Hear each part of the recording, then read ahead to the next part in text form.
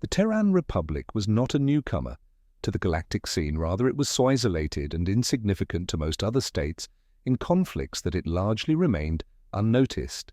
Attempts to establish diplomatic relations with neighboring star states failed early on for one reason or another, with some outright refusing to engage with humanity for unknown reasons, or simply feeling that humanity had nothing to offer.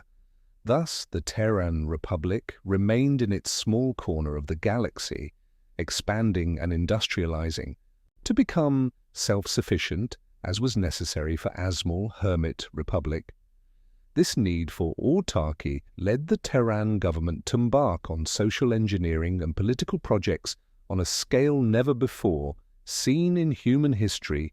A fundamental transformation of human culture was necessary to ensure a high level of education and population growth required for rapid and efficient colonization of their local star group to coexist effectively. This required logistical feats so monumental that they made the colonization of Mars seem trivial by comparison. Maintaining the unity of these colonies and Terra itself, despite the distances, was essential to prevent any attempts at secession. Massive development projects were needed to make these colonies an integral and productive part of the expanding republic. The administration had to be significantly expanded and streamlined to effectively manage territories light years away from the solar system.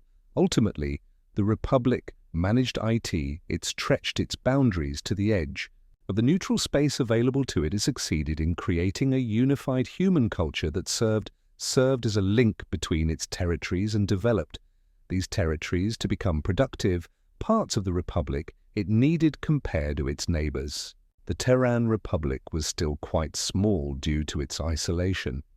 Few, beyond a handful of geopolitical experts from neighboring countries, had heard of it. The small patch of space the Terran Republic occupied became a highly developed and densely populated part of the galaxy. However, the states bordering it continued to refuse any contact with the Terran as humanity learned more about its galactic surroundings by listening to local communications. It was discovered that the area of space occupied by humanity served as a buffer zone between regional powers. The reason humanity could so easily colonize the area now home to the Terran Republic, ways that they did not want to provoke their rivals into war. Ironically, the rivals were somewhat pleased that humanity served as a buffer between them. The Terran Republic was a much more solid barrier than open space. However, this left the Republic in a perpetual state of isolation. They could not even know about events happening beyond their star sector from what the Terran listening posts could overhear. It seemed that none of the nations wanted the Republic to become an ally of any rival outside their small area, to use the turn as a sort of dagger aimed at their backs. Thus, the Terran remained a small hermit republic unknown to the vast majority of the galaxy's population and even its governments. However, everything changed with the invasion of the Rugari. The Rugari Empire was a major power in its region of space, seeking to expand its dominion and viewing the galactic area home to the Republic as ripe for conquest. Humanity first heard of their Rugari when they annexed the neighboring Aston Concordat. People could tell Theastans were at war due to the scale of their mobilization, but they did not know who they were fighting. After annexing the Astons, the Rugari expected to swiftly move through open space into the Etarian Confederation. What they did not expect was to encounter a state whose existence they were unaware of. The Terran Republic was an armed camp prepared in case the regional Cold War turned hot and they found themselves caught in the crossfire. The Rugari and Terran were nations that just months before were unaware of each other's existence, but the Rugari were not inclined to halt their campaign just to welcome what they considered a minor bump on their path to power the Terran, saw the Rugari as no more than another great challenge to overcome. The first Rugari fleet entered the Teide system and was decimated by the second Tan fleet, the Terran Launchada campaign. Of strategic annihilation against the invading Rugari forces, decapitating strikes by the Terran intelligence agency left much of their Rugari armed forces leaderless and in disarray. The destruction of key supply nodes meant that Rugari military personnel were left without supplies and starved at many front lines. The Rugari were utterly unprepared for the numerous and fresh forces humanity could muster. The end external forces called for a peaceful resolution, which both their Rugari and Terran agreed. To the Rugari agreed because they could no longer sustain military action. The Terran agreed because they had already gained the concessions they wanted from the Atarian and Astans for their help in the war. This was also the first time humanity had made contact with the outer galaxy beyond their neighbors.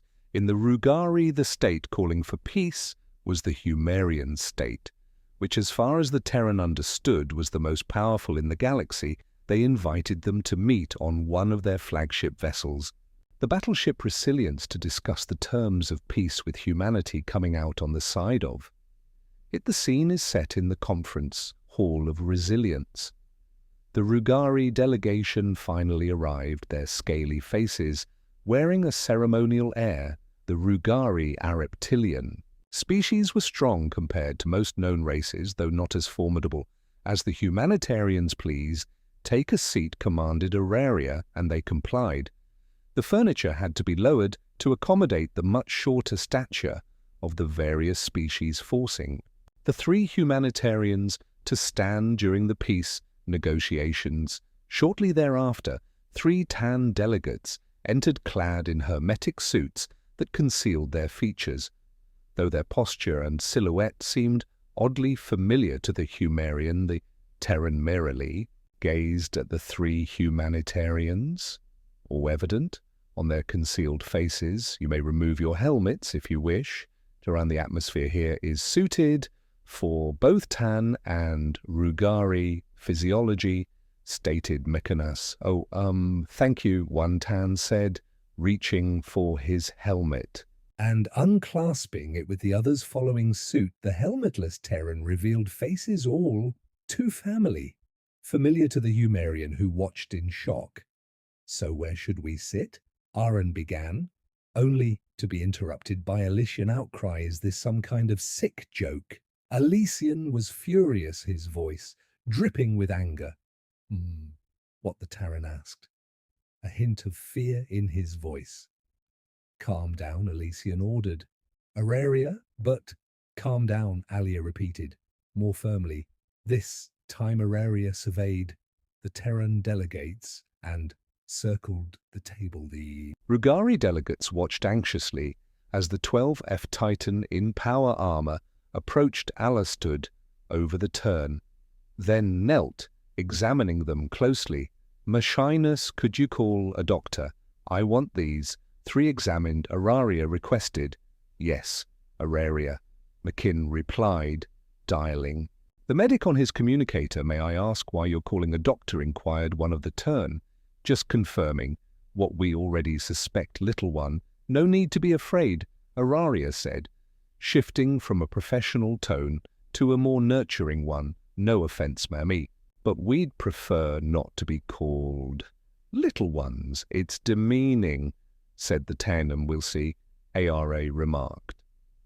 Soon the Humerian medic arrived clad in white armor, with a symbol that the Terran assumed denoted his profession.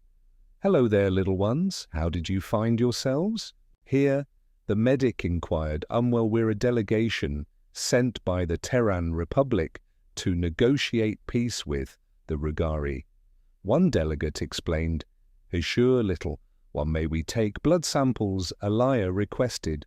"Yes, of course. Come here, little ones," the medic said, placing his medical kit on the floor and extracting what seemed to be a syringe. Hey, wait, we never agreed to. Oh, all three. Tyran raised their hands, wrists up. Medic chided them. What the hell? Why can't I lower my hand? What in the world is happening? The Terran screamed in surprise. The Rugari chuckled at seeing their foe in such a panic, but Elysian Glare silenced them. Come now, little one, haven't your parents ever told you about psionics? The doctor asked.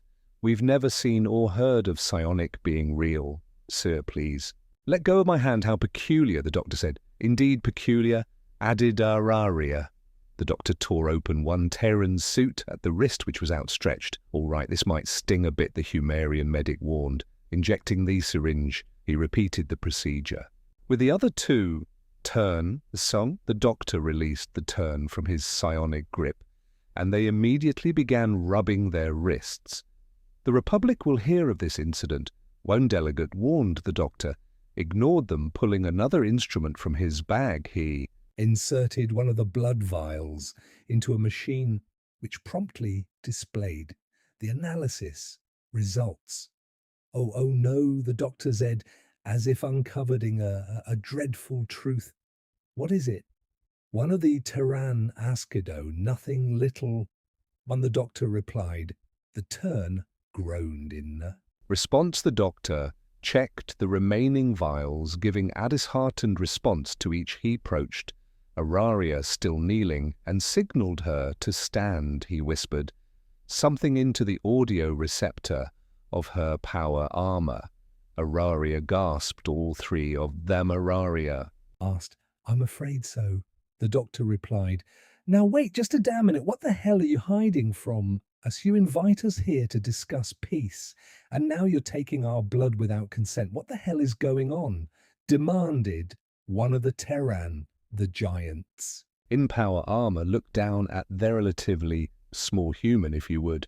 Could you also perform a reading on them? We need to know what we're dealing with. Raria requested the doctor. I agree. All right, you three brace yourselves. The first reading always feels odd, the doctor told the Terran. The turn clutched their heads in pain as a migraine set in, but it faded as quickly as it arrived. Oh, the doctor said, shocked and incredulous. What does O mean? Araria asked. Well, these three aren't lying. They truly are a delegation sent by the Terran Republic to negotiate peace with the Rugari, the doctor said. It's just that the Terran are merely children afflicted with Zixian disease. The other Humerian in the room gasped at the doctor's explanation. If I'm guessing correctly, these are the descendants of those aboard the hospital ship. We lost contact with millennia. This explains why they're unaware of psionics. They die. Too young to ever develop it? I think we should. The families of the long deceased, they might still want custody of their descendants. The doctor turned to the Rugari delegates. Congratulations, Rugari. You lost a war of children with a debilitating disease. It would be funny if it weren't so sad, the doctor declared. What proof do you have of all this? One of the Terran said. Araria quickly unlocked her helmet and revealed a face much like a human's, except where eyes should be there were glowing blue orbs. What the hell, said the Tan.